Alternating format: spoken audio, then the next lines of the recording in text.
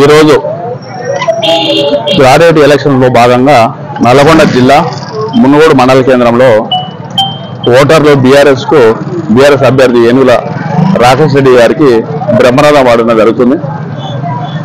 గతంలో కాంగ్రెస్ పార్టీ ఎన్నో మాయమాటలు చెప్పి ఓటర్లు పదవి పెట్టి ఓటు వేయించుకోవడం జరిగింది. కానీ గడిచిన 6 నెలల్లో ప్రభుత్వం వాళ్ళు చేసే పనుల్లో ప్రజల కళ్ళ ముందు తేలిపోవడం జరిగింది. అందుకు ఈరోజు ప్రతి ఒక్క ఓటరు, విద్యావంతులైన ప్రతి ఒక్క ఓటరు గ్రహించి గతంలో కేసీఆర్ ప్రభుత్వం ఈ రాష్ట్రానికి శ్రీరామ రక్ష, ఈరోజు కాంగ్రెస్ వచ్చినాక గతంలో ఉన్న పథకాలన్నీ పోవడం జరుగుతుంది. కొత్త పథకాలు వచ్చే పరిస్థితి కూడా లేదు. అది గ్రహించి ఈరోజు గ్రాడ్యుయేట్లో బీఆర్ఎస్ అభ్యర్థి అయిన ఏనుగుల రాకేష్ రెడ్డి గారిని బంపర్ మేయర్తో గెలిపించడానికి ముందుకు రావడం జరుగుతుంది. ఎందుకంటే వాళ్ళు చెప్పిన హామీలు నిలబెట్టుకోకపోగా గతంలో కేసీఆర్ గారు ఇస్తున్న పథకాలను కూడా ఈరోజు నిలిపివేయడం జరుగుతుంది.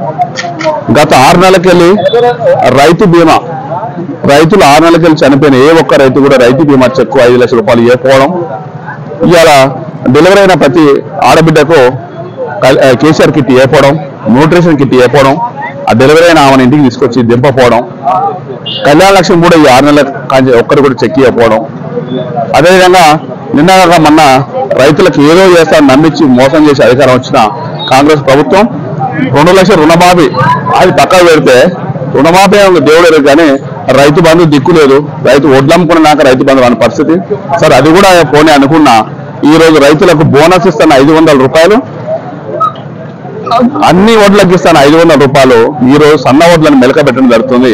ఈ సన్నాయి నొక్కులకు ప్రజలు మోసపోవడం లేదు ఇప్పుడున్న పరిస్థితులు. ఎందుకంటే తేరుకున్నారు, మోసం జరిగేంత వరకు జరుగుతుంది. తర్వాత ప్రజలు మేలుకున్నారు.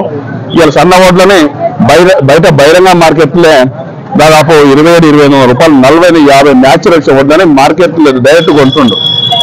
అటువంటివి మన మార్కెట్కి వచ్చి 25-26 ఎండబెట్టి బస్తాలు ముట్టి బస్తాల ఖర్చు, అమాలి ఖర్చు భరించి 4 రోజులు వేతన పడి అమ్మాల్సిన అవసరం రైతుకు రాదు కదా.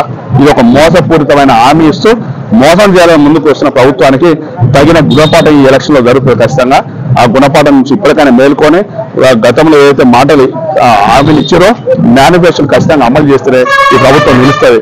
లేకపోతే 6 నెలలకు కూలిపోయే అవకాశం ఉందని తెలియజేస్తూ వస్తున్నా.